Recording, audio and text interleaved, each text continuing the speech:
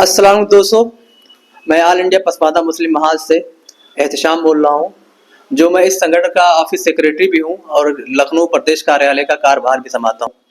आज हमारे साथ ऑल इंडिया पसमानदा मुस्लिम महाज के राष्ट्रीय महासचिव व महाराष्ट्र के प्रदेश प्रवक्ता श्री अमरुद्दीन जी मौजूद हैं और आज उनसे हम कुछ सवालात करेंगे, संगठन को विषय में जानेंगे और पसमानदा की स्थिति के बारे में जानेंगे।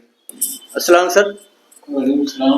एक्चुअली सर, पहला सवाल ये था आपसे कि एक संगठन ऑल इंडिया पसमानदा मुस्लिम महाज के नाम से ही बिहार के राज्यसभा सांसद अली अनवर साहब ने चलाया था और उनका संगठन चला था, उससे एक ब्रांडिंग भी हुई थी, लोगों ने जाना पहचाना था। आज मुझे मेरा मानना है कि उन्होंने ब्रांडिंग की, हो सकता है मैं गलत हूँ यहाँ पे, तो उनका संगठन क्यों नहीं चल पाया?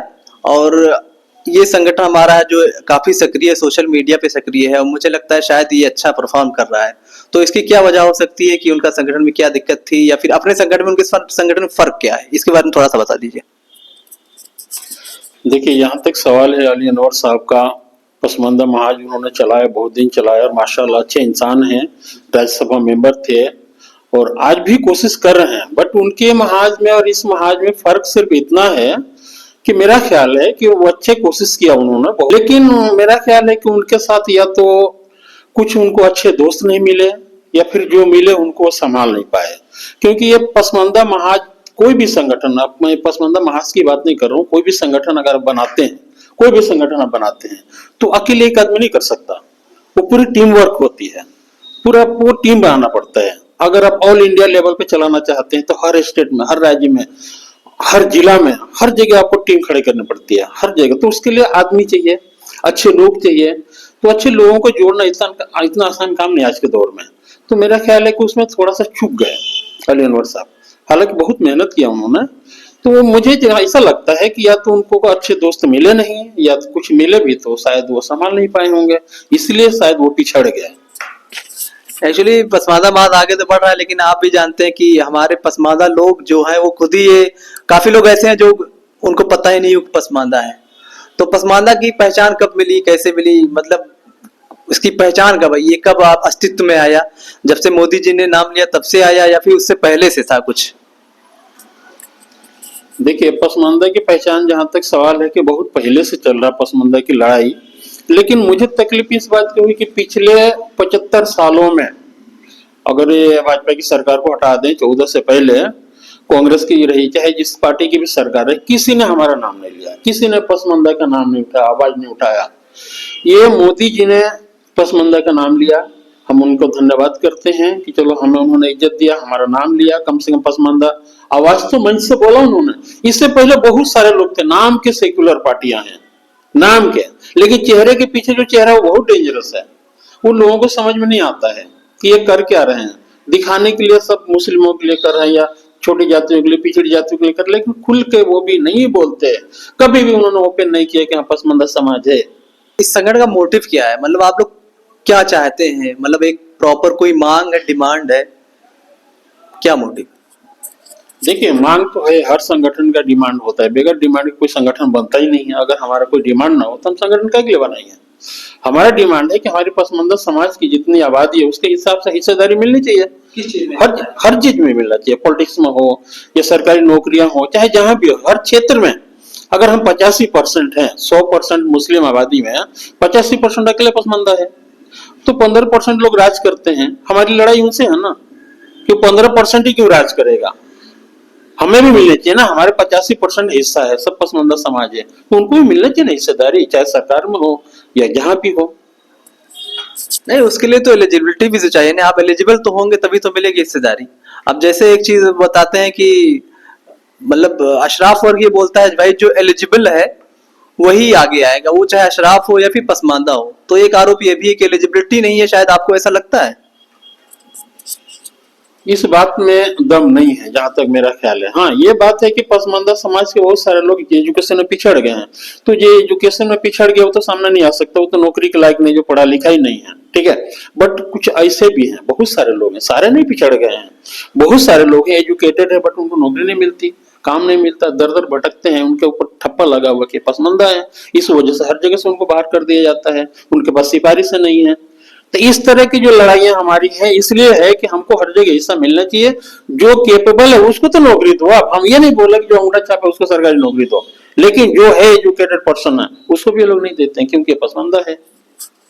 नहीं, एक्चुअली जैसे मोदी जी ने नाम ले लिया, आपने बताया कि वो एक नाम ले लिया तो एक पसमानदा को पहचान मिल गई। ये बात सच है कि एक इतना बड़े स्तर का नेता अगर आपका नाम लेता है, वो भी हमारे देश का प्रधानमंत्री, तो नाम तो खैर हो गया है।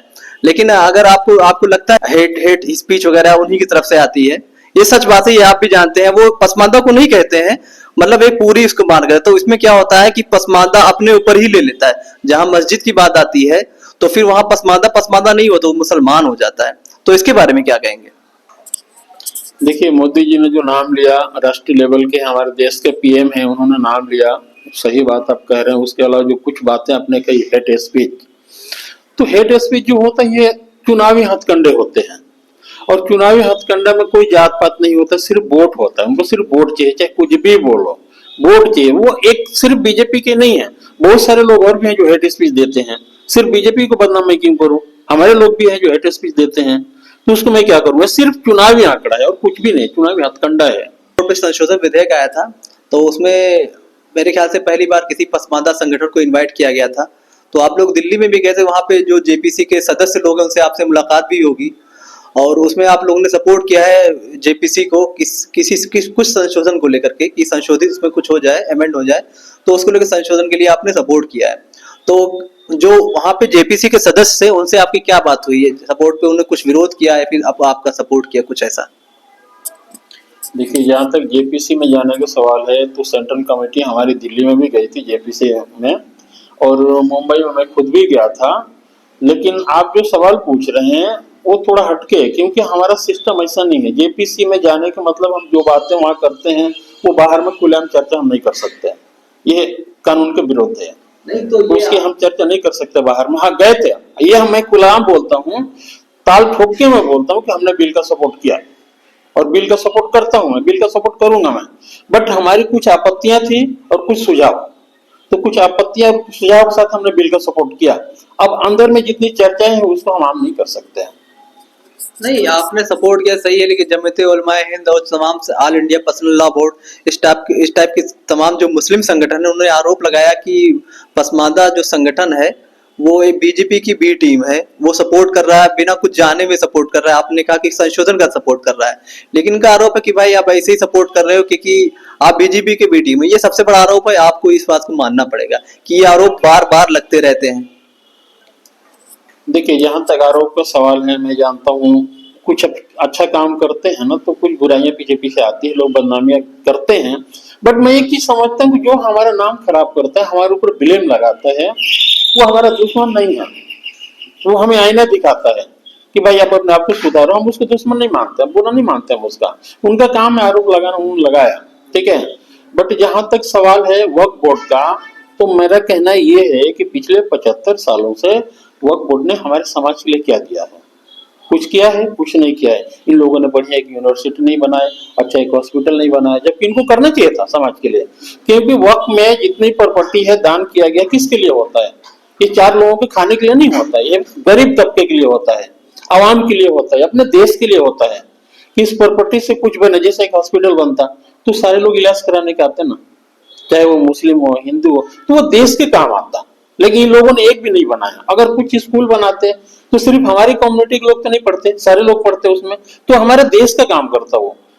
तो वक्त की हुई संपत्ति का मेन मकसद क्या होते हैं? पिछड़ा गरीब जो है, गरीब गुरबे हैं, कुचले हैं, दबे हैं, उनके काम आए, तो उनके काम आए तो वो देश का काम आता है ना।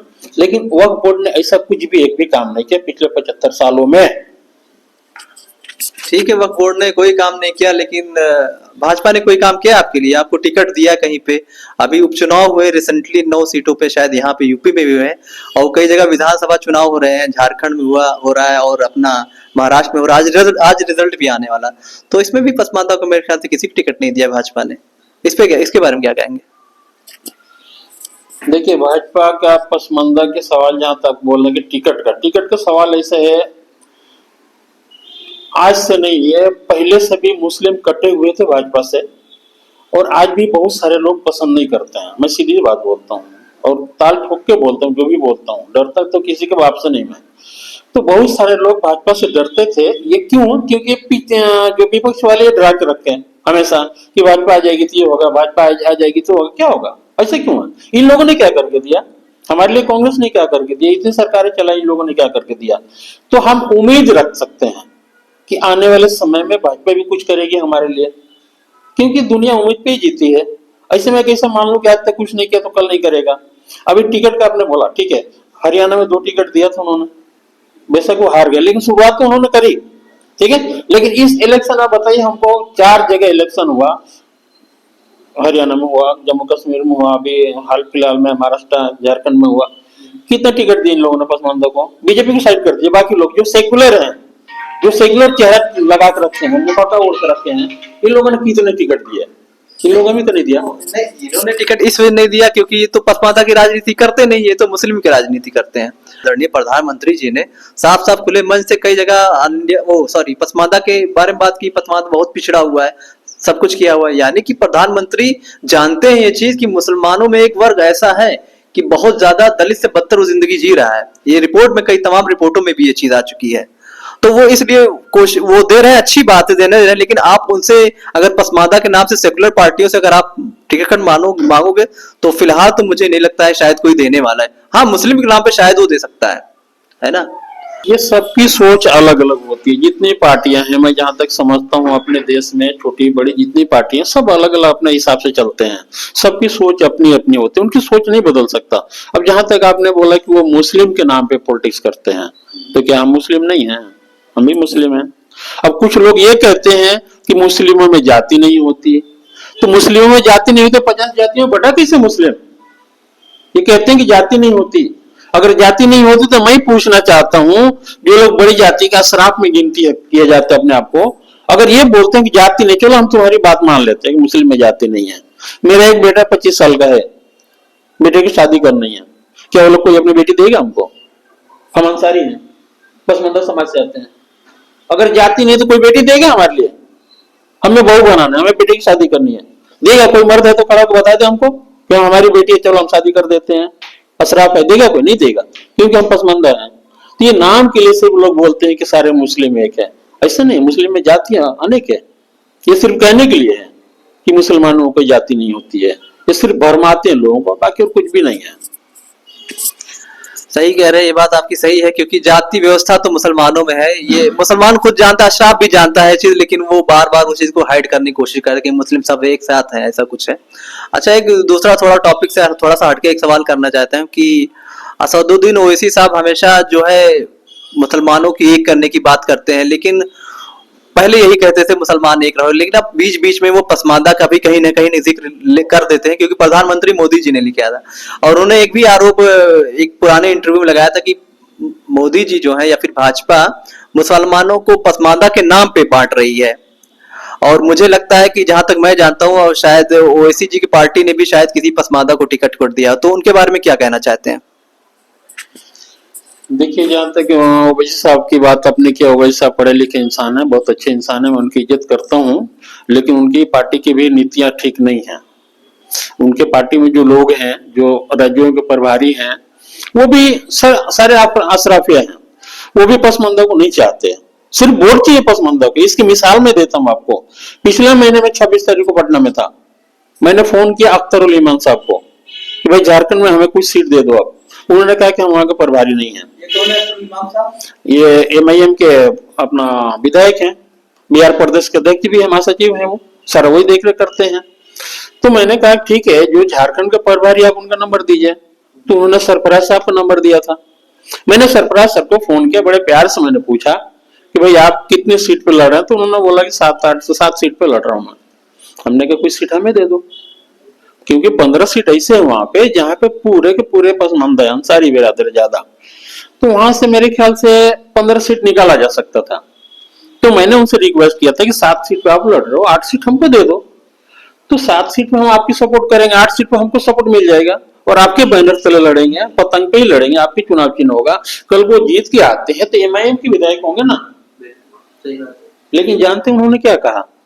ये 26 तारीख की बात है, उन्होंने सीधा कह दिया कि नहीं आप लेट कर दिए, नॉमिनेशन की डेट आज खत्म हो गया। मुझे बड़ी दुख हुई इस बात की। खत्म हो गया, झूठ बोला उन्होंने, 29 तारीख को लास्ट डेट था नॉमिनेशन का, और उन्होंने 26 को बोल दिया कि डेट खत्म हो गया। क्यों? हम पसमंदा है, नहीं चाहिए उनको पसमंदा का कैंडिडेट, लेकिन पसमंदा वोट चाहिए उनको, कि उनकी भी नीतियां खराब है ना, हम कैसे उनकी सपोर्ट करें? उनकी भी नीति गलत है।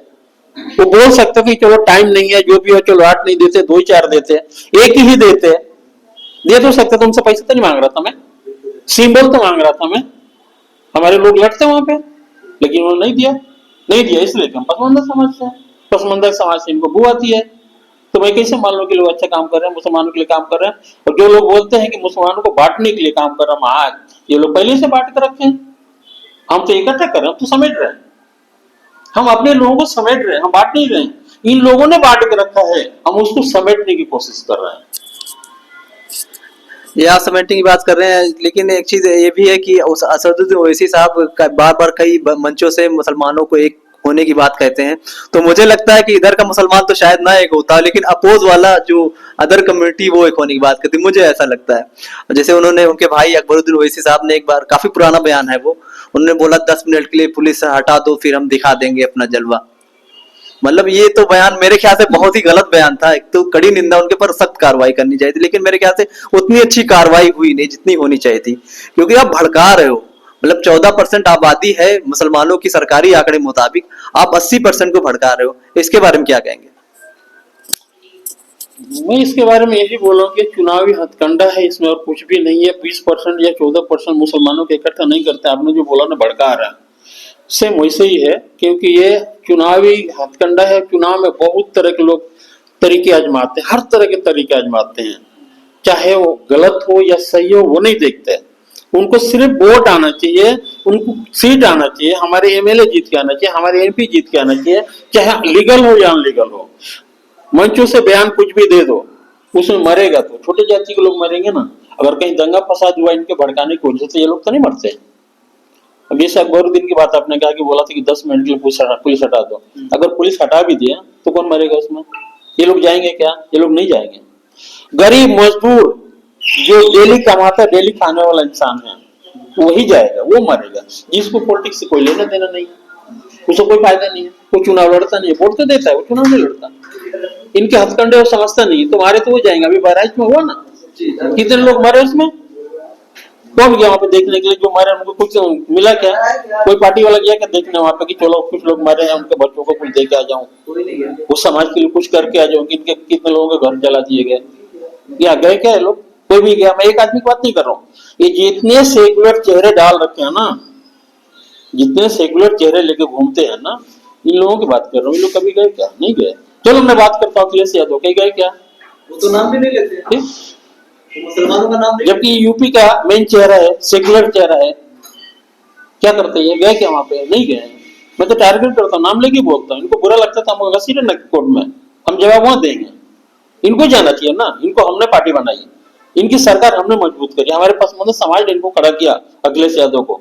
आज क्या, इनके फादर जब थे मुलायम सिंह यादव, हम हमारे आदरणीय थे, नेताजी थे, वो आज भी है आदरणीय, क्योंकि उन्होंने बहुत कुछ किया। लेकिन बाप और बेटे में जमीन आसमान का फर्क है, इन्होंने रास्ता अलग क्यों लिया?